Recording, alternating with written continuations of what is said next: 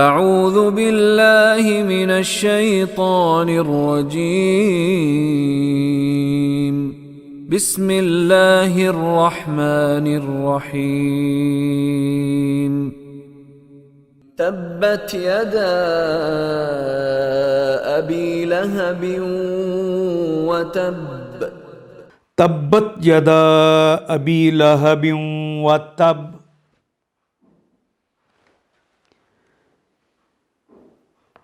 یہ کلمہ تبا یا تبو تبن، کٹ جانا، نقصان اٹھانا، ہلاک ہو جانا، ہاتھوں کا ٹوٹ جانا، ان معنوں میں استعمال ہوتا ہے۔ تبت،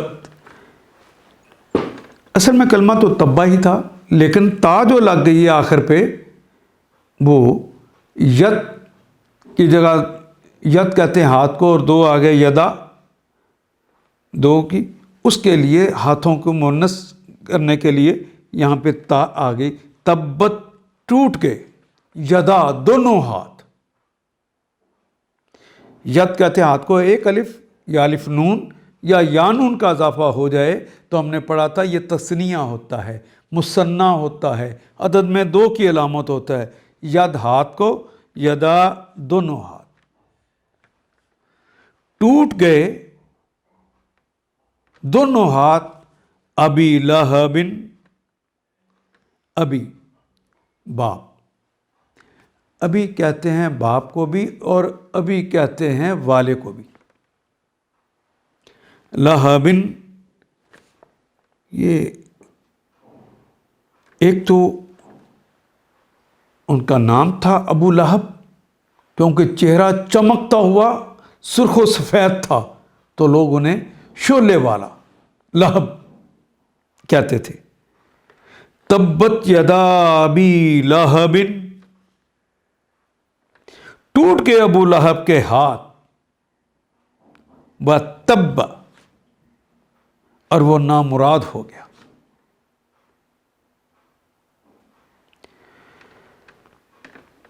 ٹوٹ گئے ابو لہب کے ہاتھ اور وہ نامراد ہو گیا۔ وہ ما اغنى عنه ماله وما كسب، ما اغنا،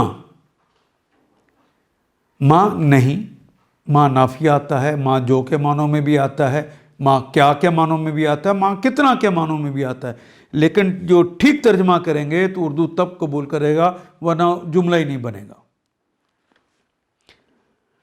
اغنا یغنی اغناءً، غنی ہونا،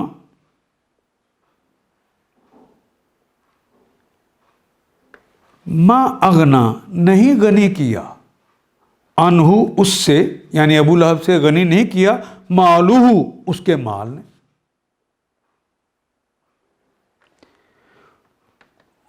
وما اغنا انہو مالہ وما کسب، وہ اور ما جو کسب، جو اس نے کمایا، اس کا مال اور جو کچھ اس نے کمایا اس کے کام نہ آیا، اس نے اس کو غنی نہیں کیا۔ ما اغنا نہیں کام آیا، نہیں اسے غنی کیا، انہو اس سے، مالہ اس کے مال نے،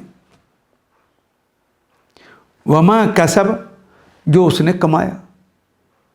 یہ امیر ترین آدمی ہے اپنے زمانے کا، لیکن بیٹوں نے بھی لاش کو حبشیوں کے ذریعے دھکیل دے کے گڑھے میں ڈلوا دیا۔ تبت یدا ابی لہب وتب، ما اغنی عنہ مالہ وما کسب، سيصلى نارا ذات لهب، سیصلا، صرف دنیا میں یہ نہیں ہوا،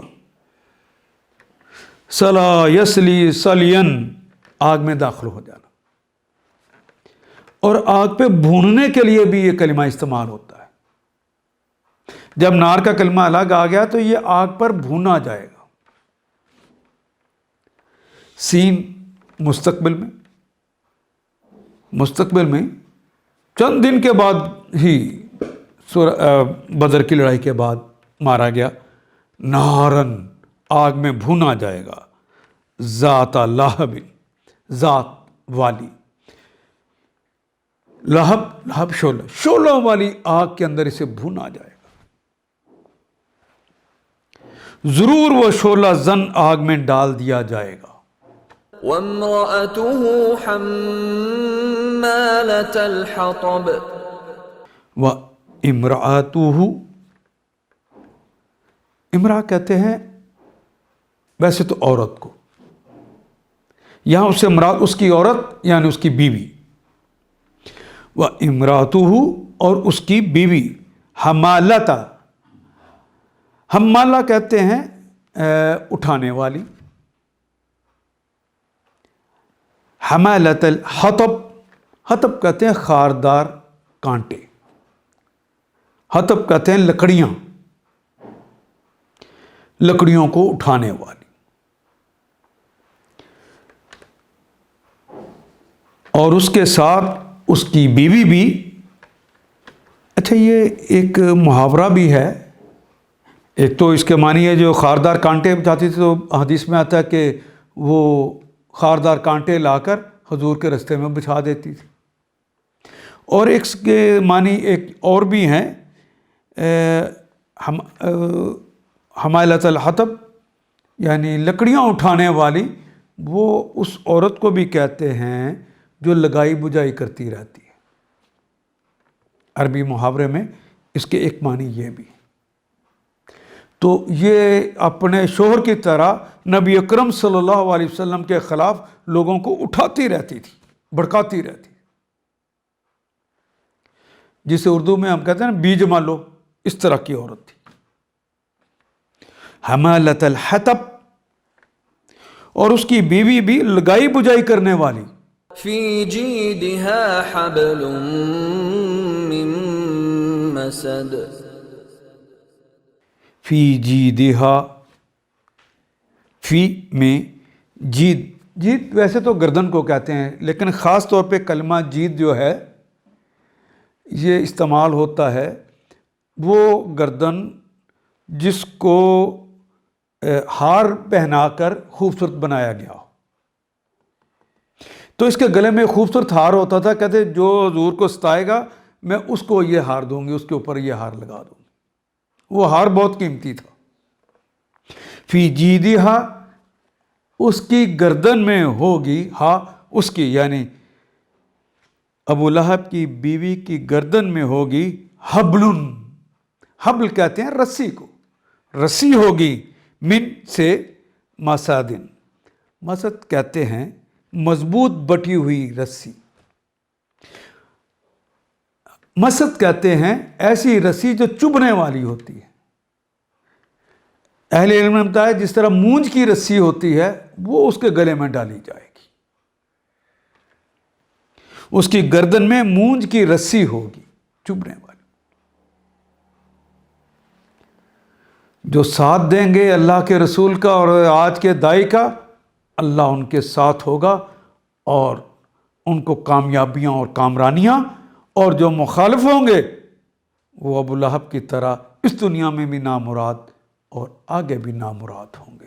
دونوں صورتوں کو ساتھ ساتھ بتا کے ہمارے لیے رستے اللہ نے کھول دیے کہ تم نے کونوا مع الصادقین، سچوں کا ساتھ دینا ہے تاکہ اللہ یہ دنیا بھی ہماری بنا دے اور وہ دنیا بنا دے، ہم سے راضی بس ہو جائے.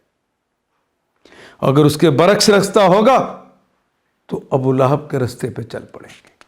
ان آیات کو ایک دفعہ پھر تلاوت خود کیجیے، عربی و مبین پڑھتے ہوئے دیکھیے کیا بات پوری اندر اتر رہی ہے، کیا یہ اردو کے سانچے میں ڈھلتی گئی ہیں عبارتیں.